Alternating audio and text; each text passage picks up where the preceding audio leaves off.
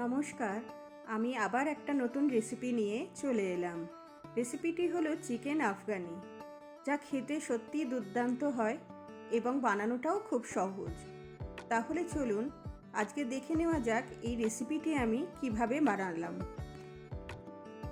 8-10 piece কাজু বাদাম একটু গরম জল দিয়ে ভিজিয়ে রাখলাম। 1/4 টিস্পুন সাজিরা গুঁড়ো করে নিলাম। এবার চিকেন ভালোভাবে ধুয়ে নুন ও লেবুর রস মাখিয়ে নিতে হবে।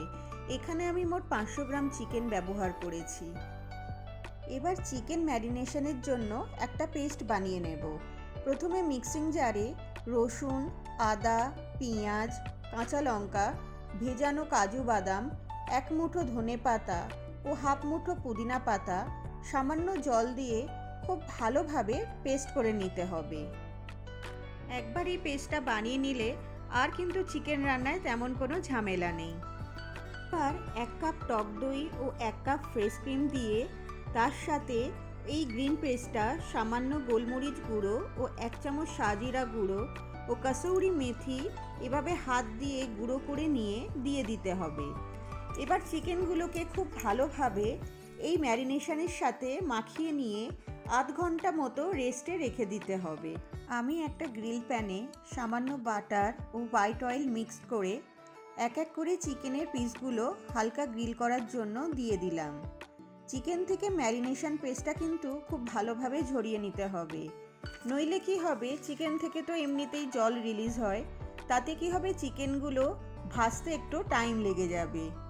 এবার চিকেনগুলোকে এভাবে এপিট ওপিট ওলট পালট করে হালকা ব্রাউন করে ভেজে নিতে হবে। এই প্রসেসে চিকেন প্রায় 50% কুকড হয়ে যায়। এবার একটা ফ্রাইং প্যানে আবারও কিছুটা বাটার ও হোয়াইট অয়েল মিক্সড করে তাতে গোটা এলাচ, দারচিনি, লবঙ্গ ও গোলমরিচ ফোড়ন দিয়ে ম্যারিনেশন পেস্টটা দিয়ে দিতে হবে। মশলা ভালো করে কষিয়ে নিয়ে 1 চামচ ধনে গুঁড়ো ও স্বাদ মতো লবণ দিয়ে এবার ভেজে রাখা চিকেনগুলো এক এক করে দিয়ে দিতে হবে। আগেই যেহেতু 50% চিকেন গ্রিল করার সময় কুক হয়ে গেছে, এবার বাকি 50% কুক করে নিতে হবে। এবার গ্রেভি থেকে যখন তেল ছেড়ে আসবে তখন সামান্য চিনি দিয়ে দিলাম। যেহেতু দই দিয়েছি তাই ব্যালেন্সড করার জন্য সামান্য একটু চিনি দিলাম। সবশেষে সামান্য গরম মশলা গুঁড়ো, সামান্য একটু কসুরি মেথি ও ধনেপাতা কুচি দিয়ে দিলাম। আপনারা চাইলে এভাবেও সার্ভ করতে পারেন, কিন্তু আমি এখানে একটু স্মোকি ফ্লেভার দেব বলে একটা কাঠ কয়লা আগুনে এভাবে পুড়িয়ে নিলাম।